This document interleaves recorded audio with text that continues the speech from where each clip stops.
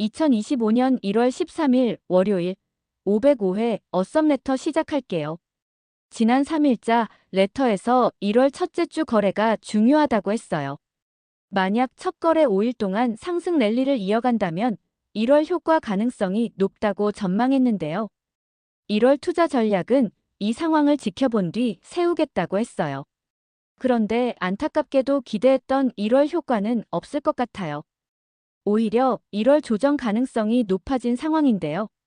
이번 달은 보수적인 스탠스를 취할 예정이에요. 3일자 레터의 두 번째 시나리오에 해당되는 대응 전략이에요.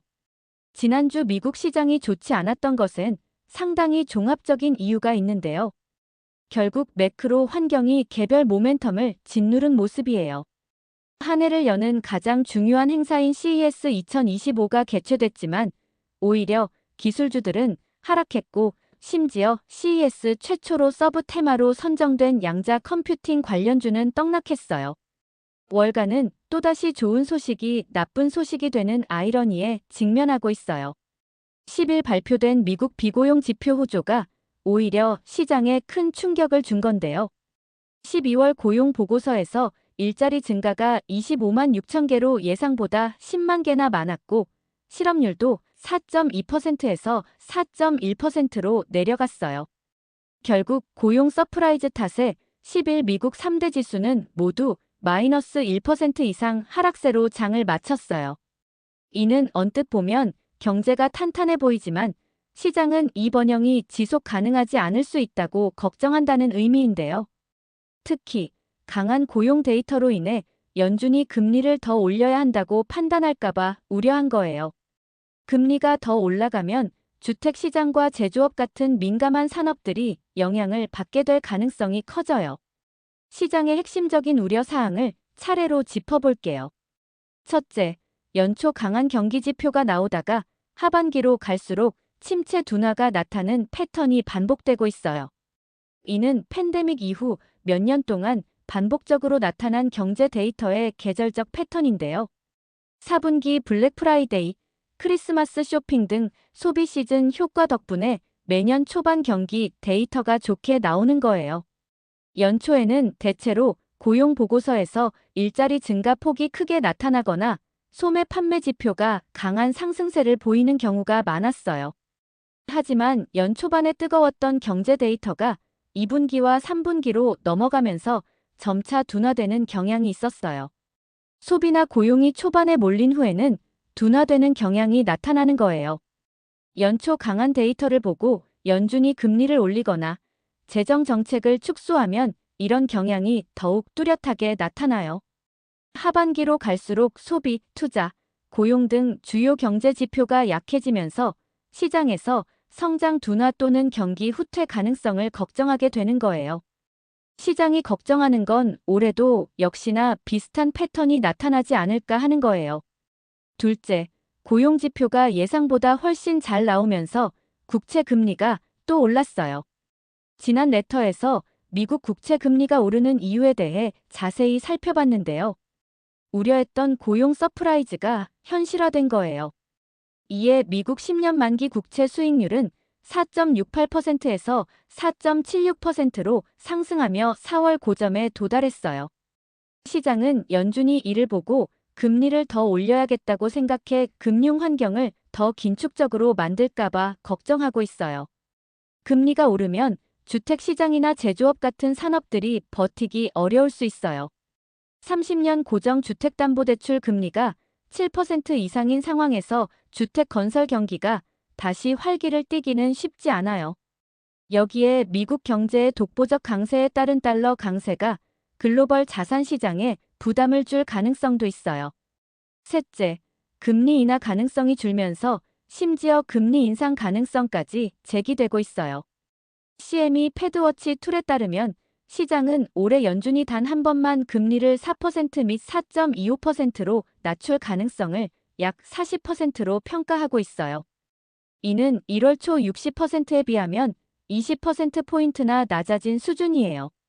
첫 번째 금리 인하 시기 역시 상반기에서 하반기란 전망이 나왔는데요. 블리클리 투자자문 그룹의 피터 부커바 CIO는 이번 고용 지표로 두 번째 금리 인하 가능성은 거의 사라졌고 첫 번째 인하 예상 시기가 6월에서 11월로 늦춰졌다고 전망했어요. 심지어 금리 인상을 걱정하는 목소리도 있는데요.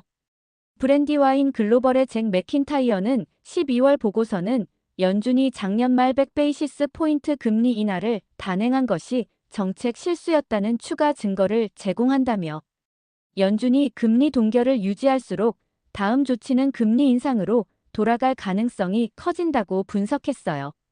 현재로선 시장 조정 가능성이 더 높아진 상황인데요.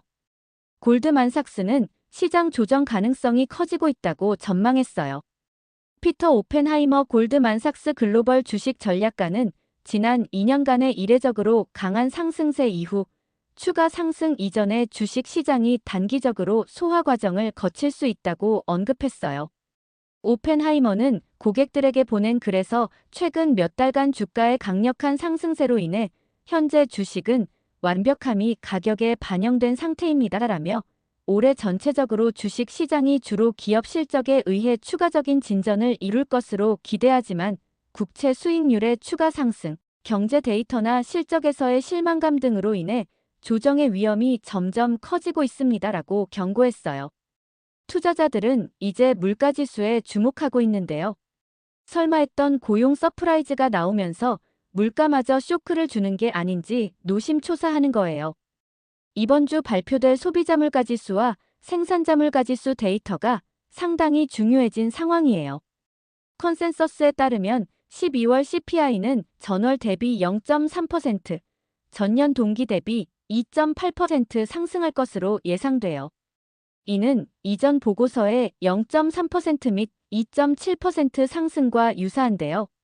변동성이 큰 음식 및 에너지를 제외한 근원 물가지수는 전월 대비 0.2%, 전년 대비 3.3% 상승할 것으로 보여요. 만약 이번 CPI가 예상치보다 높게 나온다면 시장에 미치는 파장은 상당히 클 걸로 예상돼요. 이미 역사적으로 높은 밸류에이션 상태인 시장에 추가 부담을 줄 수 있기 때문인데요. S&P 500은 미래 수익 기준으로 22배 수준으로 이는 2021년 이후 가장 높은 배수예요. 맨해튼 연구소의 선임 연구원인 앨리슨 슈레거는 CNBC에서 연준이 인플레이션을 극복했다고 신뢰를 쌓으려 했지만 마지막 단계에서 더는 진전이 없을 것 같다고 언급했어요. 매크로 환경은 더 큰 변화를 앞두고 있는데요. 다음 주 월요일인 1월 20일 드디어 트럼프가 다시 백악관에 입성해요. 당선 이후 지난 2달간 대통령과 맞먹는 파워를 행사했는데요. 실제로 대통령이 되면 얼마나 더 막강한 권력을 휘두를지 걱정이 이만저만이 아니에요. 지난 11월 23일 트럼프 2.0 시대 특강 때 트럼프 당선 이후 달라진 매크로 환경에 맞는 특강을 열 예정이라고 했는데요. 실제로 지난 2달간 트럼슬라 트레이드가 시장을 휩쓸고 갔어요. 이제부터는 진짜가 오는 건데요. 과연 돌아온 트럼프가 어떤 정책을 펼칠지 감을 잡아볼게요. 첫째, 관세 문제예요. 트럼프 당선인의 핵심 공약이었던 보편적 관세는 시장이 가장 두려워하는 부분이에요. 아직까지 다양한 관측들만 난무한 상황인데요. 레거시 언론사들이 서로 다른 내용의 단독 보도를 하면서 더욱 헷갈리게 하고 있어요. 먼저 관세 정책이 예상보다 약할 거란 전망이에요. 지난 6일 워싱턴 포스트는 트럼프 당선인이 검토 중인 관세 계획은 모든 국가를 대상으로 하지만 초점은 특정 상품과 서비스에 맞춰질 거라고 보도했어요. 이 기사의 핵심은 트럼프의 관세 정책이 초기 아이디어만큼 강력하지 않다는 건데요. 워싱턴 포스트에 따르면 트럼프의 관세 계획은 초기 논의에서는 특정 산업 부문이 주요 대상이 될 가능성이 있다고 해요. 기사에서 언급된 특정 산업은 3가지인데요. 첫째, 산업 금속이에요. 철강 및 알루미늄과 같은 주요 금속이 포함될 가능성이 있는데요. 이는 제조업과 건설업에 영향을 미칠 수 있어요. 철강과 알루미늄은 자동차, 항공기, 건설, 에너지 등 다양한 산업에서 필수적인 원자재예요. 미국은 이러한 금속의 주요 수입국 중 하나로 수입품과의 가격 경쟁에서 국내 제조업체들이 어려움을 겪어왔어요. 관세를 부과하면 저렴한 수입 금속에 대한 의존도를 줄이고 국내 생산을 활성화시켜 일자리를 늘릴 수 있어요. 둘째, 의료 공급품이에요. 의료 장비와 기초 의료품도 관세 부과 대상으로 논의되고 있어요. 팬데믹 동안 글로벌 의료 공급망의 취약성이 드러났어요. 특히 마스크, 의료용 장갑, 인공호흡기 같은 필수 의료 장비가 중국 등 특정 국가에 지나치게 의존하고 있었던 점이 문제로 부각되었죠. 관세를 부과하면 해외 의존도를 줄이고 국내 의료 제조 산업을 육성하는 계기가 될 수 있어요. 셋째, 에너지 부문이에요. 원유, 천연가스 등 에너지 관련 상품도 논의 대상에 포함된 것으로 보여요. 미국은 원유와 천연가스 같은 에너지 자원의 세계 최대 생산국 중 하나지만 여전히 특정 유형의 에너지는 해외에서 수입하고 있어요. 에너지 관련 상품에 관세를 부과하면 수입을 줄이고 국내 에너지 생산과 소비를 촉진시켜 무역 적자를 줄이는 데 기여할 수 있어요. 결국 산업 전반에 부과하는 관세가 아니라 특정 산업에만 핀셋처럼 부과하는 방안이 논의되고 있다는 거예요. 이에 대해 트럼프 당선인은 즉각 반박했어요. 그는 자신의 소셜미디어 플랫폼 트루스 소셜에 글을 올려 워싱턴 포스트의 기사는 익명의 출처를 인용하며 내 관세 정책이 축소될 것이라고 잘못 보도했다. 이는 완전히 틀렸다라고 강조했어요. 이에 반해 8일 CNN은 또 다른 단독 보도를 했는데요. CNN의 보도에 따르면 트럼프 당선인은 국가경제 비상사태를 선포하여 관세 부과를 추진하는 방안을 검토하고 있어요. 이번 계획은 특히 미국이 직면한 경제적 위기를 국가 비상사태로 규정함으로써 국제경제비상권한법을 활용해 관세 정책을 빠르게 시행하려는 의도로 보여요. 국제경제비상권한법은 대통령이 국가 비상사태를 선포할 경우 외국과의 무역이나 경제활동을 강력하게 규제할 수 있는 권한을 부여해요. CNN은 트럼프가 이 법률을 활용해 수입품에 대한 광범위한 관세를 부과할 가능성이 있다고 보도했어요. CNN 보도는 보편 관세에 대해 특정 대상에 대해 고율의 관세를 부과한다는 건데요. 모든 수입품의 10%에서 20% 관세를 부과하는 건 기본이고요. 중국, 멕시코, 캐나다와 같은 국가를 겨냥한 고율 관계를 적용해요.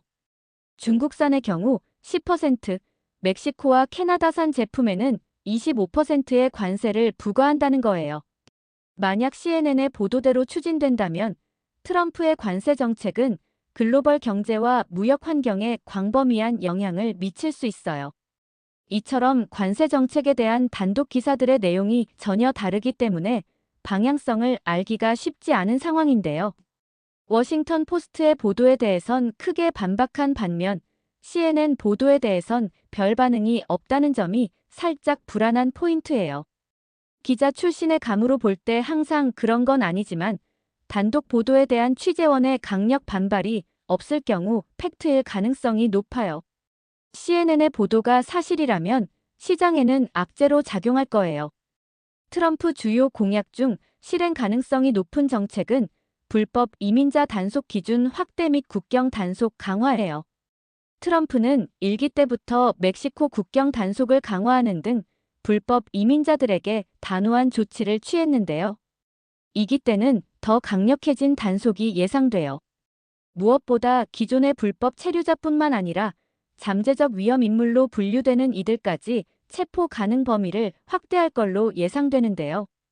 국경 지역에서 불법 이민자들이 통과할 가능성이 높은 경로를 대상으로 추적 기술과 감시를 강화한다는 계획이에요. 추방 절차 역시 간소화되는데요.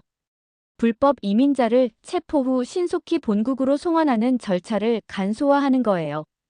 법원의 개입을 줄이고 행정 절차를 강화하여 추방 대기 기간을 축소한다는 방침이에요. 그 밖에 불법 이민자에게 관대한 정책을 시행하는 주와 도시의 연방정부의 재정 지원을 차단하고 공권력을 강화해 불법 행위 단속도 지원할 예정이에요. 하지만 이런 불법 이민 정책 강화에 대해 우려의 목소리가 높은 상황인데요. 불법 이민자들은 미국의 여러 주요 산업에서 중요한 역할을 하고 있기 때문이에요. 미국 농업 노동자의 73%는 이민자이며 상당수는 불법 체류자예요. 건설업 역시 이민자의 노동력으로 움직이는 시장이라고 할 수 있어요. 특히 레스토랑, 호텔, 청소 등 미국인들이 꺼리는 서비스업에도 불법 이민자의 비중이 높아요. 이들의 부재는 서비스업 인건비 상승으로 이어질 수 있어요. 무엇보다 가장 큰 우려는 물가 상승인데요. 불법 이민자들의 주된 종사 분야는 소비자가 일상적으로 사용하는 상품과 서비스와 밀접하게 연결되어 있어요. 트럼프 당선인의 계획대로 불법 이민자 단속을 강화할 경우 식품 가격, 주택 비용, 서비스 비용 상승은 불가피해요. 코로나 이후 바이든 행정부 초기 인플레의 원인으로 트럼프 행정부가 도입했던 불법 이민자 단속 강화가 꼽혔는데요. 바이든 행정부가 이를 약화시킨 이후에도 한동안 인건비 상승으로 인한 고물가는 지속됐어요.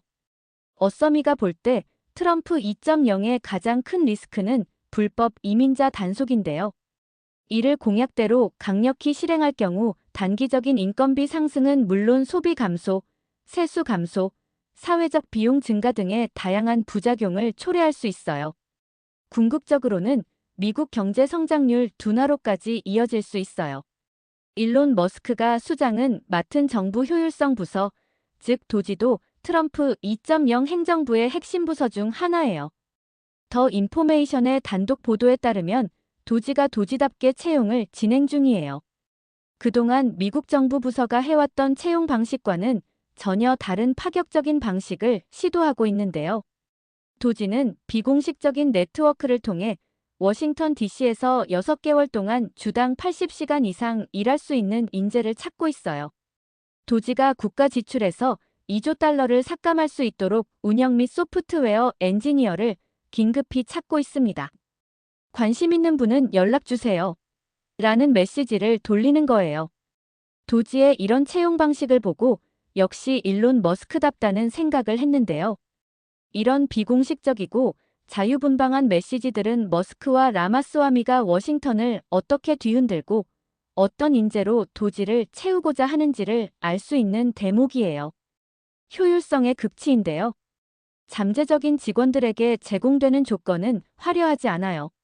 워싱턴으로의 필수 이동, 하루 16시간 근무가 포함된 6개월간의 임무만 요구돼요. 급여가 많진 않지만 도지와의 시간은 특정한 미국 애국심과 머스크와 더 가까워지고 싶어하는 열망을 충족시키기에 충분해요.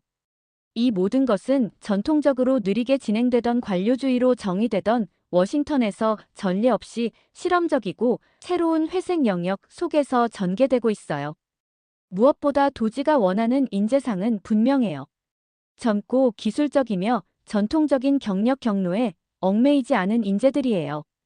나이는 숫자가 중요한 게 아니에요. 1차 타깃은 회사를 매각한 창업자들이에요. 이런 인재들은 급여보다는 목적을 위해 일할 가능성이 크기 때문이에요. 지금까지의 채용 인원은 약 10명에 달하는데요. 총 채용 목표는 200명이에요. 현재 채용 인원은 워싱턴 DC의 스페이스X 사무실에서 근무 중이에요. 새로운 유형의 비정부 자문 그룹은 도지에 점차 구체화되고 있는 건데요. 도지는 규제 철회, 행정 축소, 비용 절감의 3가지 주요 개혁을 목표로 하고 있어요. 구체적으로는 연방 기관 수를 428개에서 99개로 줄이는 게 탄생의 이유예요. 도지가 정확히 어떻게 운영될지, 어떤 구조를 가질지는 여전히 많은 부분이 미지수인데요. 채용 담당자와 지원자 모두 비밀 유지 계약서에 서명해야 하며 통신은 누출을 방지하기 위해 다양한 싱글 그룹으로 분리돼 관리되고 있어요. 심지어 이 그룹의 자금 조달 방식과 같은 기본적인 정보조차도 필요에 따라 제한적으로만 제공되고 있어요. 도지의 성공은 트럼프 2.0의 성패를 가를 정도로 중요한데요. 어서미가 볼 땐 성공 가능성은 50% 이상이라고 할 수 있어요. 어떤 조직이든 인력 구성이 거의 전부라고 할 수 있는데요. 현재 도지가 인력을 구성하는 정황을 보면 조직의 목적에 맞은 인재들을 선발하고 있다고 볼 수 있어요. 도지라는 이름에 걸맞게 유연하면서도 목적이 분명한 인재들로 꾸려져야 효율적으로 일을 할 수 있기 때문이에요. 도지가 어떻게 미국의 보수적인 행정부를 혁신할지 상당히 기대되는 부분이에요. 이제부턴 구체적으로 1월 조정 대응 전략을 세워볼게요. 1월엔 지뢰밭 같은 변수들이 산재해 있기 때문에 적극적인 주식 비중 확대는 조심할 필요가 있어요. 트럼프 당선 이후 지난 2달과는 달리 신중한 투자가 적합하다는 판단인데요. 트럼프 취임 이후 주도주의 교체도 예상돼요. 지난 2달 동안은 트럼프와 머스크 수혜주가 주도주로 랠리를 이어왔지만 이제는 분위기가 달라질 수 있다고 보고 있어요. 이 때문에 어썸포트에서도 미국 주식 비중을 축소하고 적극적인 종목 플레이보다는 지수 위주로 대응할 예정이에요. 지금 생각해봐야 할 부분은 지수 하단인데요. 먼저 어썸포트에서 TQQQ로 투자 중인 나스닥 지수를 볼게요. 1월 10일 종가 기준 지수는 19,161.63으로 전일 대비 1.63% 하락했어요. 현재 수준은 볼린저 밴드 하단을 터치하고 밑꼬리를 달았는데요. 볼린저 밴드 하단과 61선이 맞물려 있기 때문에 기술적 분석으로 보면 단기 하단이라고 할 수 있어요.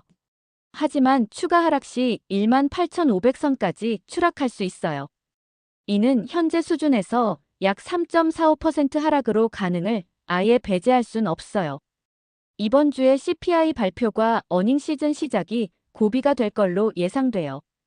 현재 어썸포트에서 나스닥 지수의 3배 수익률을 추종하는 TQQQ에 투자 중인데요. 총 매수금은 69만 원 정도로 포트 내 비중이 상당히 높은 편이에요. 손실률은 마이너스 2% 정도로 크지 않은 상태이지만 지수가 3% 추가 하락한다면 수익률은 10% 이상 커질 수 있어요. 지난 레터에서 공유한 물타기 공식을 활용해서 계산해 볼게요. 현재 보유량은 6.2주이고 평균 매입가은 11만 4,209원이에요.